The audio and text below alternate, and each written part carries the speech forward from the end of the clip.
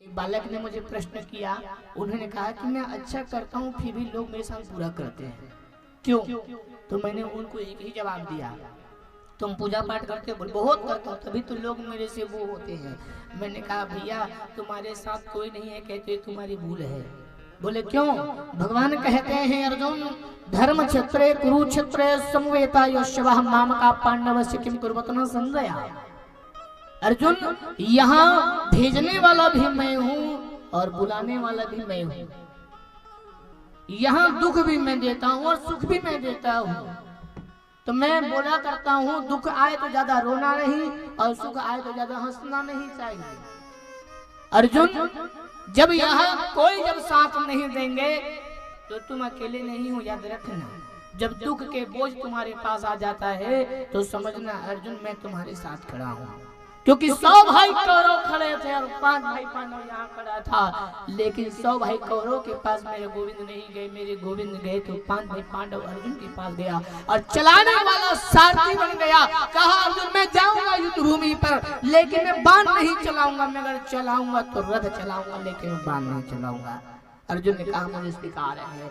और भगवान रथ चलाने वाला, जिनके रथ चलाने वाला गोविंद है तो फिर उस रथ को कौन तोड़ सकता है। और जहाँ ऊपर में झंडा लहरा रहे हनुमान जी बाबा का तो उस रथ को तोड़ने वाला कौन पैदा हुआ है आज तक। भगवान कहते हैं जिस प्रकार तुम्हारा शरीर है और शरीर जैसे चलता है तो हमारी परछाई भी, शरीर का परछाई पीछे पीछे चलता है, परछाई साथ नहीं छोड़ता है, वो साथ में चलता ही है। उसी प्रकार अर्जुन जब दुख में रहते हो तो ये समझना कि ये परछाई नहीं है और मैं तुम्हारे अंग संग चलने वाला हूँ।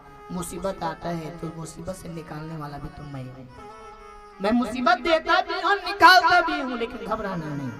मैंने ये बात उस बच्चे को कहा तुम अकेले नहीं हो, जब पूरे पूरे विरोधी एक हो जाए तो ये सोचना तुम 5 भाई पांडव में हो, अर्जुन हो और तुम्हारे साथ गोविंद खड़ा है, 100 भाई कौरव के साथ नहीं खड़े हैं। इसलिए अपने आप को अकेले कभी मानना ही मत कि मेरे दुश्मन बहुत हो गए, मैं अकेले क्या करूं। तुम्हारे साथ परछाई रूप में गोविंद बैठे हैं, गोविंद बैठा है, निश्चित बैठे हैं।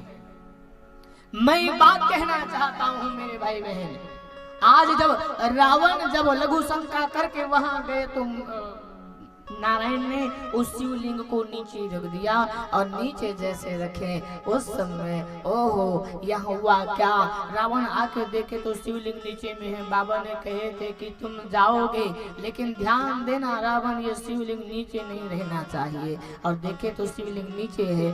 बहुत प्रयास किया हटाने का, हिलाने का, उठाने का, लेकिन रावण उठा नहीं पाए हैं। थक गए रावण, और रावण को अभिमान था कि मैं दशानन हूँ। हो गया आपका अभिमान।